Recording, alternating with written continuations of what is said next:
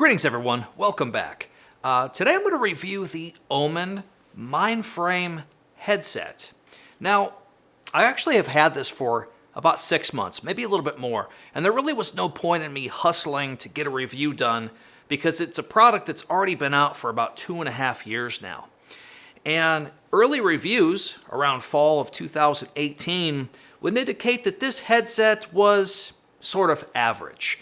The software integration was poor at best, and the MSRP was $200, making this just sort of a pretty bland choice in the grand scheme of choices back in the fall of 2018, with the only saving grace at that point was the electric thermal solution, the frost cap that HP is calling it. It's cold. It is cold in here. It makes your ears nice and cool for hours on end. And that is no joke. It does work. More on that later. But fast forward to May of 2021 and over 6 months worth of use on this particular headset, it's fantastic. It's fantastic because the MSRP is now $150 with sales going on most of the time, making it even cheaper. And the software integration now is fabulous. It's just not okay. It is really spectacular. So let's just cut right to the chase. The headset, it's a little bit over a pound. It's plastic up at the top with a leather band, and there's no adjustability here. It just sits on your head comfortably, but it is over a pound. There's a lot of metal in through here and some aluminum in here, again, which this whole process, this thermoelectric frost cap solution to keep your ears cool is legit. But this thing is a monster. I mean, when you put this on your melon, it's pretty big. And comfort is just a matter of personal preference, shape of your head, right? I can wear these for hours on end, but there's no way for me to know what that feels like because I'm not sporting your melon. I only have my own. So it's really, really difficult to review headsets based on just clarifying how they sound, no pun intended, as well as how comfortable they are. But let's just cover everything else that I ultimately know. The headset, very comfortable, despite being about 1.1 to 1.17 pounds. Very interesting there. There's really no adjustability on it, except for the volume rocker. The volume rocker is metal, it's incredibly smooth, it's quiet, and it integrates very well into your Windows operating system volume. Me personally, I do not like having a separate volume on your cable that is, again, separate from the Windows operating system volume, because what many end up doing, including myself, is I increase the volume to 100% within your laptop or desktop, and then I adjust down on the cable within the headset. That means when I unplug the headset, my laptop or desktop PC is now at maximum volume, and there's some adjustability there. I just don't like it. I like how it's integrated perfectly into the OS, and that's not something that I see too often, and I have probably 6 or 8 headsets here. I do like this for that reason. Thank you very much, HP. Now, when it comes to the RGB, right, you have this little square here that lights up. There's several different colors. You can make it pulsate. I don't mind. Honestly, I couldn't care less. Like, it's on my head. I'm not going to see it anyway, but if it is sitting there and you're going for a certain aesthetic, I got to be honest, it really does clash with any other color besides like white or red because of this red wire that goes in through here. So perhaps HP, maybe you can make that black or dark gray. And then maybe the RGB could make more sense. Again, RGB to me on a headset, it is what it is. Yeah, so other than that, microphone quality. Okay, so I game with some friends typically every other weekend, and I sport several different headsets throughout any given month just to get some feedback.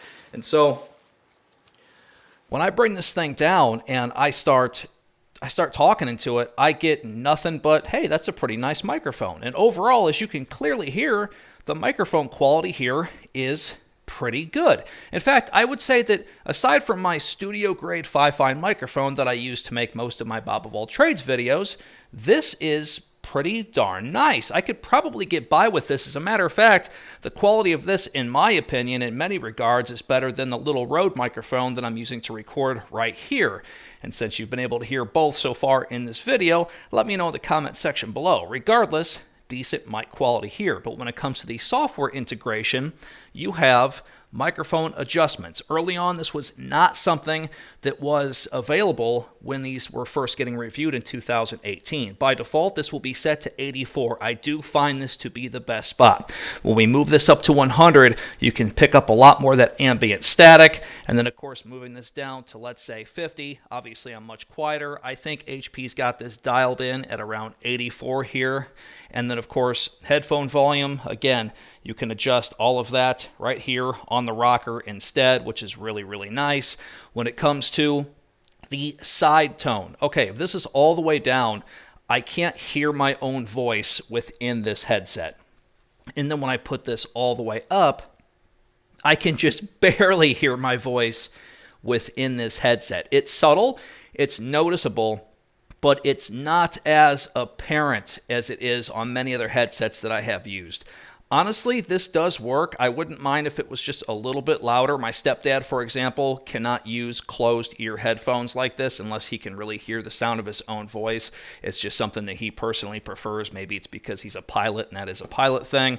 But nonetheless, I think that the side tone could perhaps be enhanced a little bit more, but it does work. And as I do move this down to 70%, I do notice it. Okay, so that does work. Early on, 7.1 surround sound, which is, it's virtual. It was kind of stuck on. Again, early 2018, there really wasn't any software control. People were wanting to be able to turn this off as well as have equalizer control. And so, yeah, you can turn this off. Not bad. I would say about 70% of the time I have been using this headset with the 7.1 surround turned off, but I do like it on, particularly in Overwatch, which is the game that I do play the most, but I have experimented with, 20 different titles with hundreds of hours, of course, over the last, 6 or 7 months of use.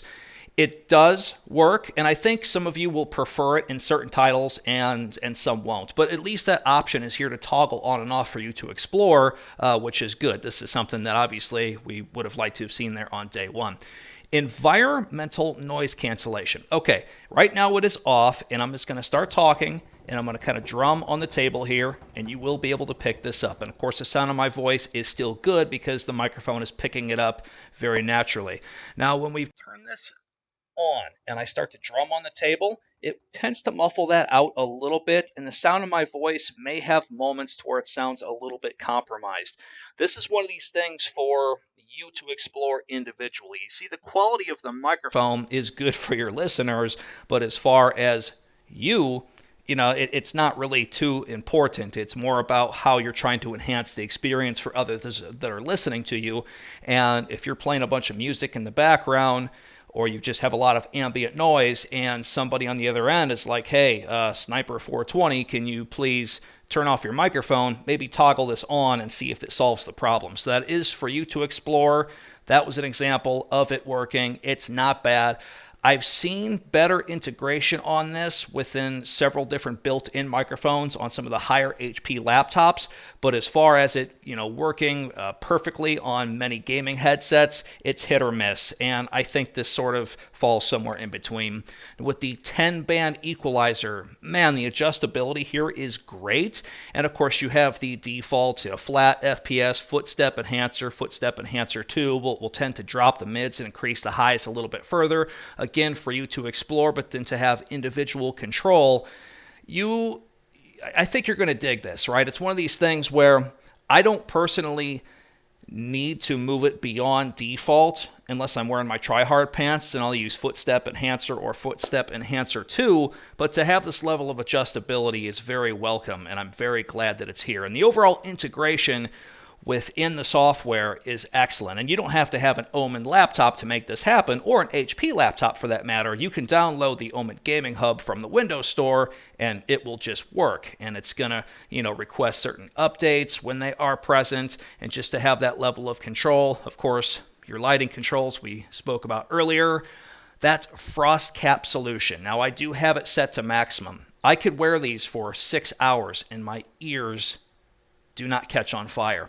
And it's one of these things where if you're gaming, you know how it is, right? You're sitting down, you got your try-hard pants on, you're focused, and maybe you just played for like an hour, and now you have to get up and use the restroom. So you take your headset off, and then you can kind of feel that heat escape from your ears, and then when you put that headset back on, you feel like you're getting cooked, right? You really weren't focusing on how hot your ears were because you were playing your game, but once you took that break and you came back to your gaming situation, you could notice it. But with these, that is never an issue, and it's strange. It's not something I ever would have asked for, but I appreciate that it's here, and with a headset that is essentially, surrounding your ears to turn your ear into an enclosure to be able to capture some of that bass better, heat extraction is very important. At least I now know that it is, and having this particular solution here is really nice.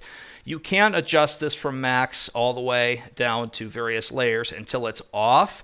I gotta say that even at its minimum cooling, it really wasn't a whole lot better than, or different rather, than medium or high or max. But it does work. I mean, you can look anywhere for any review, even any negative review on this that was produced over 2 years ago, and they will tell you that this does work. It does work.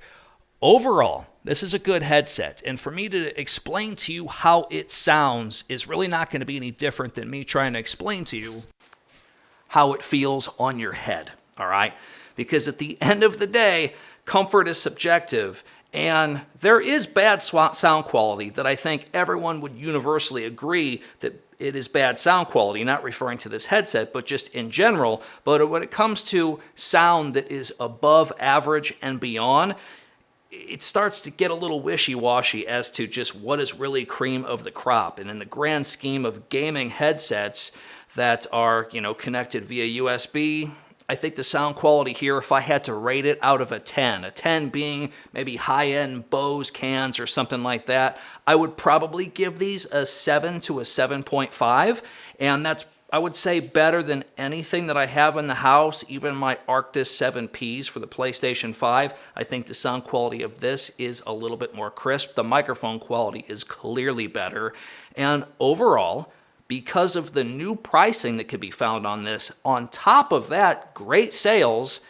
the excellent software integration that is now applied into this headset and the frost cap cooling technology, I think you're going to have a hard time finding something that would be better than this for its overall package at $150 US or less. My only legitimate complaint though at this point is probably the length of the braided cable, right? It's about 2 meters. So what is that, 6 feet? Now, as a laptop life user, I'm good with that because my laptop it's right here. I'm connected to it. So I can run the cable directly off the machine to me, or if I'm using this in my office, I'll run it behind the device under the desk, and then I'll mount the headset under the desk, and when I want the headset, I'll reach down and grab it, and there's still enough length at around 6 feet of braided cable to offer that. But if you have a desktop computer that is way off to the side and maybe on the ground, that cable's probably not going to be long enough, and you may have to add an extension. I think I'd like this as a laptop user, though, because now I don't have all this obnoxious cable laying around. I mean, honestly, this is not a lot of cable here for me to deal with in order to enjoy this headset, and I'm not tripping on it or stepping on it if I have to get up and use the restroom. But it's probably not enough cable for many users who use desktops, considering what kind of situation they could find themselves in. That's it. I'm like nitpicking here. I would have had a completely different perception of this 2.5 years ago, but over the last 6 to 8 months probably of using this, it was sometime last year when I got my hands on this. So I know it's been a minimum of 6 months, hundreds of hours. Everything about this particular headset as it is today, in my opinion, is well worth the price of admission, and that frost cap technology is no joke. It actually does work. So yeah, that's going to do it. Links in the description below for everything, and that's just my honest review of the OMEN Mindframe headset. I'm Bob of All Trades. I'll see you in the next video.